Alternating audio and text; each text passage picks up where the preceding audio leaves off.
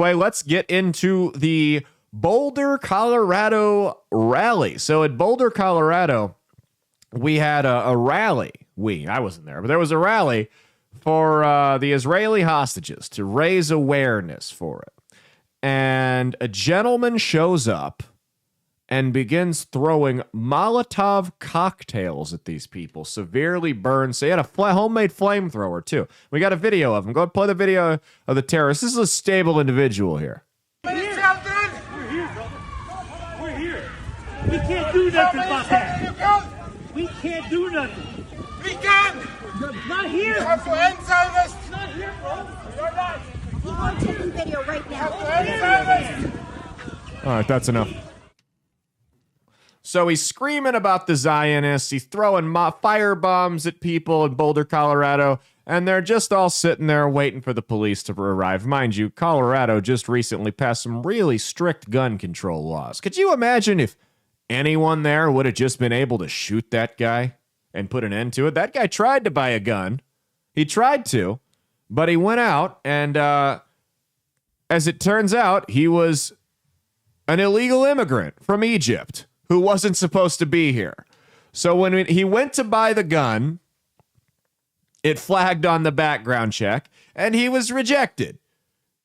Which, as it turns out, now if he would have been able to get a gun, it would have been a lot worse. But as it turns out, people like myself were right. Imagine, just for a second, if we just enforced the gun laws that we had on the books. If the gun laws we had on the books actually worked, we'd have people do shit like this. Now, the problem is when we put too many gun laws on the books, people aren't allowed to defend themselves. There's your issue. Here's my question, though. Kash Patel, Dan Bongino.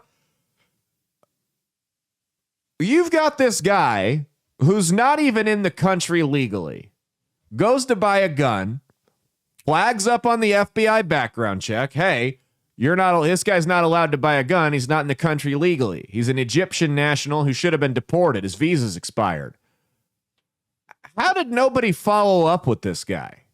Maybe this happened before those two were in charge of the FBI, so maybe I'm being unnecessarily harsh on them. How does no one say, okay, let's go check? Like, let's go check on this guy. ATF, FBI, ICE, anybody.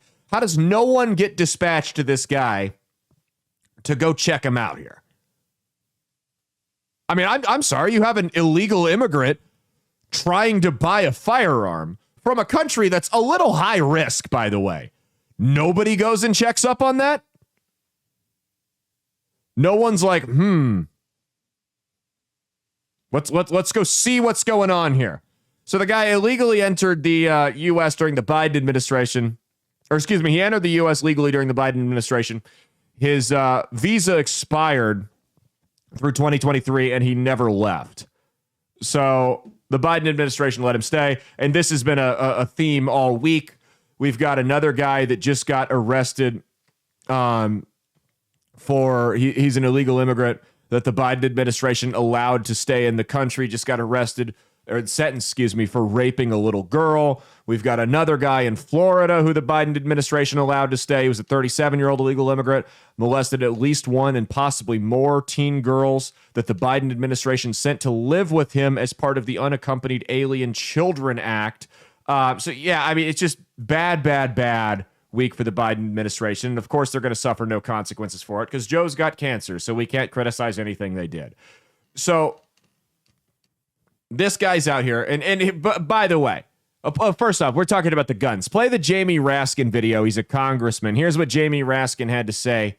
This was this big-brained genius's reaction to this Molotov cocktail attack. Go ahead. Across the country, we are still in the midst of a gun violence epidemic.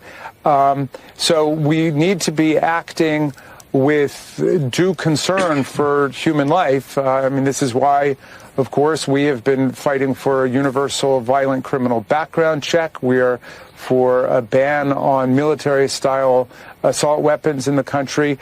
Our lax gun laws are a danger to everybody in America, and that's something that we can act with some legislative determination to turn around. But people have got to lead their lives, and people need to act with courage, but it is the responsibility of government to try to keep everybody safe from random arbitrary violence and bigotry and hate-motivated crimes.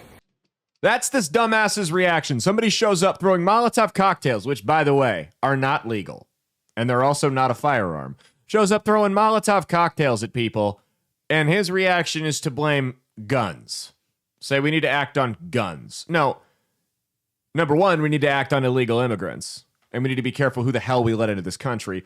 Number two, you guys need to stop riling these people up. This was a guy who was upset at Israel. So he decided to take it out on people in the United States. And you cretins have continued to fan the flames of this on the left. Right, when these idiots say from the river to the sea, you had a Jewish couple that got shot.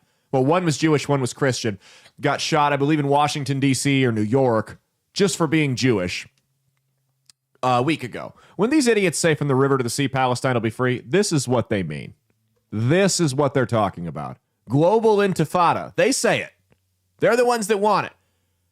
I'm going to say something that's a little controversial here, guys, which we would never do on this show. Tolerance only works when it is tolerance only works when it's a two-way street. When tolerance is not a two-way street, it becomes a one-way street to hell. When you see these Muslim activists immigrate to the United States, and there's videos all over the internet, you can find these, of them saying they're here to convert Christians to their religion, I think we need to take a long, hard look and say, are these people we want in our country? Because let me tell you right now, if you went to an Islamic country, if you went to Syria, if you went to Saudi Arabia, if you went to the UAE, if you went to, God forbid, their precious Palestine, as a Christian or as a Jew or as an atheist, and decided you were going to try to convert all these people that were Muslim to your belief system, I'm going to put the over-under at 15 and a half minutes for how long it would take them to fucking hang you in the streets. It wouldn't be long. Now, you'll scream freedom of religion, blah, blah, blah, and I understand the First Amendment. Here's what people don't understand about the First Amendment. You're allowed to practice whatever religion you want in the United States. That's part of religious freedom. The First Amendment prevents the federal government and Congress from establishing a national religion. They can't say everyone's got to be Catholic, everyone's got to be, go to this mega church with Pastor Brody where we buy our $9 lattes in the church cafe and we play rock music for an hour and a half. They can't do that. What they're allowed to do, and they've been allowed to do time and time again, is restrict the practices of religions that directly assault our cultural values here in the West. So when you see the Scientologists going out terrorizing former members, they're not allowed to do that. They may get away with it, but legally they can't do it. When you hear about Islamic clerics trying to establish communities that are living under Sharia law, they're not allowed to do that. So when we've got these people coming to this country saying, I want to convert people to Islam, but we can't go to their countries and do the same thing, why the hell are we letting them in? Hey, if you want to be a Muslim, I don't think that should be illegal here. But why the hell are we letting you into our country when you're coming here saying you want to convert a bunch of people to a religion that directly conflicts with Western cultural values? And it absolutely does. It absolutely does.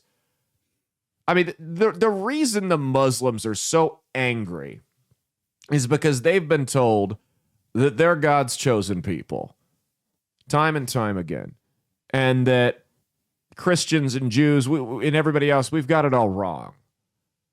And they really want to believe that. But the problem is, here's one of the fundamental differences between Islam and Christianity. Islam promises rewards in this lifetime for following the religion, along with rewards in the afterlife. Christianity doesn't. Christianity says, hey, you may have a rough go, but here's what's waiting at the end if you stay true. Islam is a little bit more complicated. So when they see that they're sitting in this just barren desert in poverty, and we're all over here living the good life, they get frustrated because it makes them question their religion. And just like with the woke cult, like we saw earlier, when people who have been radicalized, indoctrinated since children into this belief system, fed with propaganda over and over and over and over again, and pushed to the point of radicalization, when they're met with information that conflicts their belief system, which is a core part of who they are as a human being, it's not in their nature to sit down and go, maybe I've got this wrong. They lash out, often violently. Sometimes it's the woke woman that we played earlier, smacking the cell phone out of the guy's hands. Sometimes it's a car bombing. Sometimes it's what we had just a couple days ago, where a Muslim man in Michigan pled guilty for a plot to open fire at a Jewish preschool daycare center at a synagogue to kill as many of them as he could. Now, they arrested him before he did that, but he was getting ready to do it. How much longer are we going to put up with this? Again, I think you should be able to worship whatever God you want to, right? But it ain't the Christians and Jews walking into daycares mowing people down. When's the last time you've heard about somebody doing that? When's the last time you've heard about that? I just don't get how the FBI couldn't follow up with this guy when he tried to buy a gun. I mean, if I sit here and talk about the Tampa Bay Buccaneers really loudly into my phone, when I pull up Facebook, I'm going to get 17 different ads for Tampa Bay Buccaneers merch. You've got these guys going on looking up radical Islamic terror. They're looking up how to buy a gun or how to make bombs, how to make Molotov cocktails. They're trying to illegally purchase firearms, and you can't even follow up with them. That's crazy to me. That's just a little, and to Kash Patel's credit, I know everyone's rolling the conspiracy because listen, I'm no fan of Israel, but everyone wants to pretend Israel's the big bad boogeyman behind every corner. I don't think that's true either. I don't think this is a false flag like a lot of people are pointing at. They're saying, Kash Patel said it was a terror attack 25 minutes after it happened. I'm like, well, they're like, how did he know that? How did he get that information that quickly? I'm like, well, he used these things called context clues. You had a rally where people were trying to spread awareness about hostages in Gaza, Israeli Jewish hostages in Gaza. Somebody targeted that with the mass casualty event terror attack. It's not hard to put two and two together.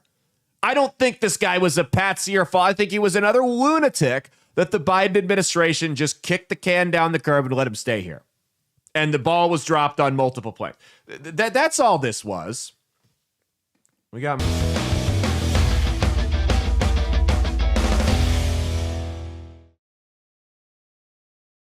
Hey, thanks for watching. If you liked what you saw, be sure to click the link in the description to get the full episode on Rumble. If you prefer to listen along, you could actually get us on Spotify, Spreaker, and iHeartRadio. You can also go to www.outlawstreamers.com to learn more about not just my show, but tons of other great shows and all the exciting projects they have coming up. Follow my socials at Caleb Isn't Funny on Twitter and Instagram, at Caleb Salvatore Comedy on the Chinese spy app that is TikTok, and be sure to like and subscribe to this YouTube channel. Thanks, and we'll see you every Saturday for brand new episodes of That's Based. Peace.